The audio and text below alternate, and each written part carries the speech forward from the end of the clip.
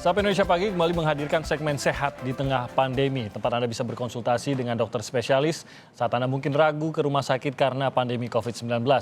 Pertanyaan kepada dokter bisa Anda kirimkan melalui Instagram kami di @sapaindonesia_kompastv. Dan nanti di segmen berikutnya kita juga akan membuka live interaktif. Anda bisa menghubungi kami melalui nomor telepon 021 5366 0500. Pagi hari ini kita sudah bersama dengan Dr. Hermawan Setianto, dokter spesialis paru. Selamat pagi, Dok. Selamat pagi Mas Timothy dan pemirsa di rumah. Semoga sehat, Dok. Ya, sama-sama Mas. Kita langsung saja, Dr. Hermawan, ke pertanyaan yang sudah dikirimkan kepada kami melalui Instagram. Yang pertama ini dari @rio_herlambang.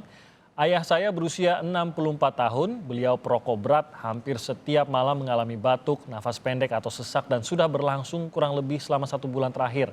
Ayah saya sangat mengurangi rokoknya namun belum bisa berhenti total. Saya sudah bawa ayah ke dokter umum, katanya disebabkan oleh alergi. Nah, kira-kira sakit apa ya, Dok, ayah saya ini? Silakan, Dok. Baik, terima kasih. Kalau kita lihat dari cerita dan gejalanya, kemungkinan ayah Pak Rio ini menderita PPOK atau COPD ya, penyakit paru obstruksi kronik. Jadi biasanya memang gejalanya adalah sesak napas ya, kemudian bisa disertai dengan batuk, produksi lendir atau dahak, dan ada keterbatasan aktivitas biasanya ya. Jadi ketika berjalan agak jauh atau bahkan naik tangga, biasanya pasiennya sesak napas ya, atau napasnya pendek. Nah ini biasanya berhubungan dengan paparan polusi ya, atau gas-gas berbahaya sebelumnya, misalkan pada kena asap rokok ya, merokok dalam jangka waktu kronis. Ya. Kemudian juga bisa bekerja di tempat-tempat yang banyak partikel atau debu yang dalam jangka waktu lama juga bisa menyebabkan gejala. Ini memang ada gejala yang munculnya kalau malam hari kah, Dok, secara khusus? Kalau PPOK biasanya tidak kenal waktu ya, artinya bisa tiap hari sesak. Sesaknya biasanya tiap hari. Karena sifatnya kronik progresif ya, jadi semakin lama biasanya semakin sesak. Karena kondisi parunya sudah mulai kaku ya, kurang elastis lagi, kemudian ada peradangan kronik di dalamnya. Nah, makanya itu menimbulkan keluhan-keluhan seperti tadi, Mas. Batuk, ya, sesak napas, ya, produksi lendir. Jadi apa yang harus dilakukan oleh penderita? Apakah bisa disembuhkankah atau bisa dihilangkan gejalanya kah atau seperti apa, Dok? Tentu yang pertama penyebabnya ya harus dihentikan. Ya, Rokoknya harus berhenti, itu yang Iya, utamanya harus dulu ya? berhenti ya. Itu yang pertama ya. Kemudian kalau ada gangguan misalkan sesak, biasanya kita kasih obat-obat pelega napas ya, bronchodilator ya, untuk membantu mengurangi sesak napasnya. Kemudian kalau misalkan ada infeksi ya kita berikan antibiotik ya. Kalau produksi lendirnya banyak, biasanya kita kasih obat-obat untuk memecah dahaknya biar gampang keluarga. Oke. Dan perawatan jangka panjangnya seperti apa, Dok? Apakah ada terapi kah atau apa? Iya, biasanya pasiennya harus rajin kontrol ya, karena kalau nggak minum obat biasanya akan terganggu ya aktivitasnya sehari-hari. Jadi tujuan pengobatannya untuk meningkatkan kualitas hidupnya, Mas. Oke. Biar sesaknya dikurangi ya. Untuk menyembuhkan nggak bisa ya, karena emang kondisi parunya sudah terlanjur tadi ya, kurang elastis lagi, sudah radang kronik. Ya. Jadi kelainan di dalam parunya. ini lebih berupa kondisi ya, Dok, bukan sebuah penyakit yang disebabkan oleh bakteri atau virus atau apapun itu. Jadi memang kondisi paru-paru yang sudah tidak maksimal begitu ya, Dok ya? Iya betul ya, karena tadi terpapar zat-zat berbahaya dalam jangka waktu lama, sehingga dulu nanamnya sekarang panennya, gampangnya seperti itu. Oke, baik, Ya. itu yang bisa dilakukan. Kita beralih ke penanya berikutnya, ini dari @friska ayu.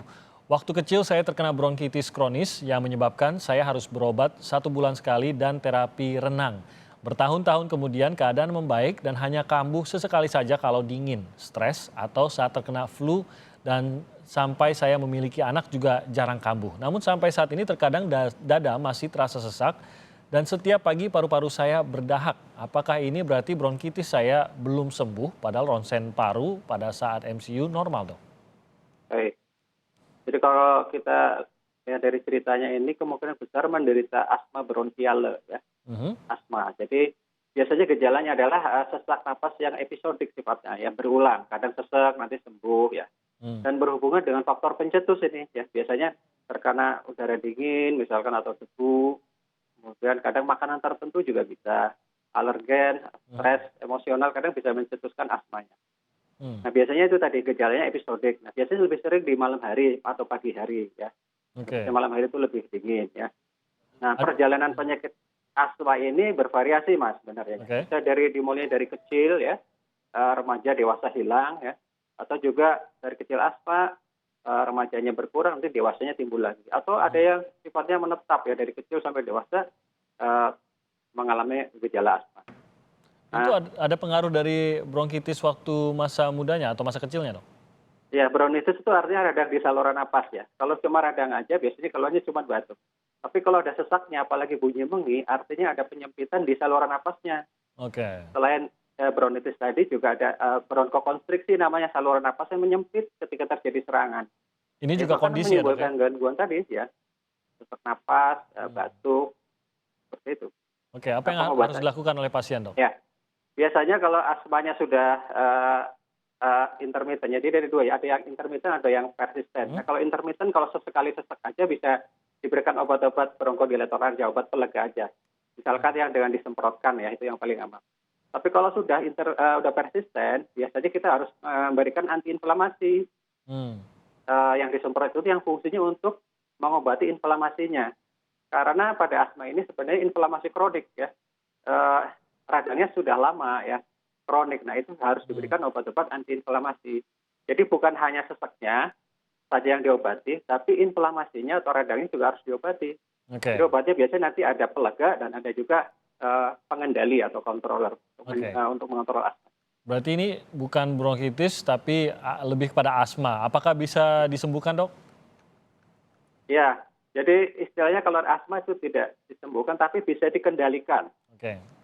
Bisa dikendalikan ya, biar tidak terlalu Ganggu gitu ya. atau diturunkan peringkatnya, misalkan dari yang persisten sedang diturunkan ke ringan, dari ringan ke intermiten seperti itu. Oke, itu yang bisa Jadi penderita dilakukan. bisa beraktivitas kembali seperti biasa. Oke, baik. Saya lanjutkan ke penanya berikutnya. Ini dari Talita Dewan. Saya Tata, usia 26 tahun. Sudah hampir 1 minggu saya merasakan bahu hingga punggung sakit. Pada hari Minggu yang lalu sakitnya terasa hingga rusuk sebelah kanan. Sampai saya kesulitan untuk bernafas. Ini mungkin berarti bahu dan punggung sebelah kanan juga ya, Dok. Nah, Ya, hampir 3 jam saya merasakan itu sampai saya terlihat pucat. Ini kenapa ya, Dok? ya kalau sebelah kanan belakang ini ya bahu ya, kemungkinan ada proses lokal di tempat itu, misalkan dari otot juga bisa ya, otot di bahu atau di tulang rusuk misalkan ya. Atau kalau lebih ke dalam lagi mungkin ada kelainan di parunya juga bisa. Nah untuk memastikannya mungkin perlu pemeriksaan, misalkan dilakukan pemeriksaan fototoraks atau ronsen untuk melihat kondisi parunya. Kalau memang parunya normal, biasanya berarti dari otot atau dari tulang di rusuknya itu. Atau mungkin dari saraf di daerah situ ya. Kalau istilah awam itu saraf kejepit ya. Di daerah situ. Jadi proses di tulang belakangnya. Nah itu harus kita eksplor lebih jauh mungkin ya. Kalau menetap ya, mungkin perlu pemeriksaan MRI atau dan lain-lain. Nah, biasanya kalau seperti itu kita konsul ke dokter neurologi atau ke dokter saraf. Oke, jadi itu akan dicek satu-satu kah atau dianalisa satu-satu paru dulu baru nanti menjalani tahapan pemeriksaan lainnya untuk memeriksa saraf ataupun memeriksa otot atau biasanya melalui 1 kali MRI bisa diperiksa semuanya gitu? Biasanya kita yang sederhana dulu ya. Kita kan bisa aja cuma nyeri lokal, kita kasih obat nyeri dulu, kemudian mungkin kita foto dulu ya. Kita lakukan pemeriksaan ronsen dulu. Nah, kita cek apakah parunya normal atau tidak ya. Kalau parunya normal tapi masih ada keluhan terus-menerus, ya kita harus eksplor lebih jauh ya. Mungkin perlu pemeriksaan tadi MRI kalau memang masih berlanjut. Oke, jadi bertahap, tetap saja bertahap ya. Tapi yang pertama sederhana dulu. memeriksakan sarafnya dulu atau paru-parunya dulu, Dok, sebaiknya? Ya kalau yang ringan sih ronsen aja Mas dulu. Ronsen aja dulu, oke. Iya ronsen dulu. Oke, baik, itu saran untuk pasien tadi. Kita ke penanya berikutnya, penanya terakhir dari Instagram dari @kribo_botol. Beberapa hari yang lalu sebelum tidur saya merasa gatal di tenggorokan. Lalu saya minum obat methylprednisolone 8 mg 2 tablet bersamaan. Keesokan harinya dada saya terasa berat, nafas saya terasa pendek dan saya kira hanya karena efek minum obat tersebut, tapi ternyata sering tiba-tiba nafas pendek dan berat di ulu hati. Leher pun seperti dicekik. Tidak terus-menerus, cuma tiba-tiba nafas pendek dan terus nafas normal. Tapi terus terjadi bahkan sampai hari ini. Ini kenapa, Dok? Ya, jadi ini keluhannya sesak ya sebenarnya ya. Iya. Sesak itu secara garis besar bisa kita explore dari 3 ya, dari kelainan paru, kelainan jantung, atau kelainan metabolik. Halo? Ya, silakan dok. Ya, kelainan paru, jantung, atau metabolik. Nah, biasanya kalau paru misalnya tadi asma, PPOK, jantung misalkan lemah jantung, metabolik misalkan acidosis metabolik. Tapi ada juga faktor lain, misalkan pasien punya sakit MAH atau GERD ya, gastroesophageal reflux disease itu kadang-kadang minum obat tertentu misalkan seperti metilprednisolon itu bisa mengiritasi lambung ya. Nah, itu suka bikin keluhan sensasinya bisa sesak juga ya, karena ada asam lambung yang meningkat, refleks ke atas, kadang sensasinya sesak. Atau kadang-kadang stres emosional juga bisa sensasinya sesak atau kondisi cemas misalkan ya. Oke. Ya, seperti itu. Efek obatnya adakah dok? Biasanya kita kalau memang penyebabnya dari misalkan lambung, keluhan lambung ya kita berikan obat-obat biasanya untuk melindungi fungsi lambungnya. Oke. Kalau misalkan memang dari paru ya berarti kita obati parunya.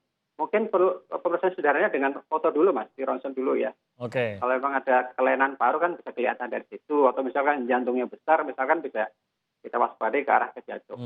Tapi efek obat dari metilprednisolon yang dia konsumsi apakah memang ada efek sesaknya sebenarnya atau memang tidak ada hubungannya sama sekali? Kalau punya riwayat sakit MAH misalkan, bisa itu menimbulkan nyeri di ulu hati. Nyeri di ulu hati, perih atau apa ya. Jadi itu sensasinya juga menimbulkan sesak bisa. Oke, baik. Berarti harus difoto dulu agar bisa mengetahui sebenarnya di mana masalahnya. Baik, Dr. Hermawan, kita jeda sebentar. Nanti kami akan kembali dan mulai menerima telepon dari pemirsa. Anda bisa menghubungi kami di nomor telepon 021 5366 0500. Kami akan terima telepon Anda usai jeda berikut ini.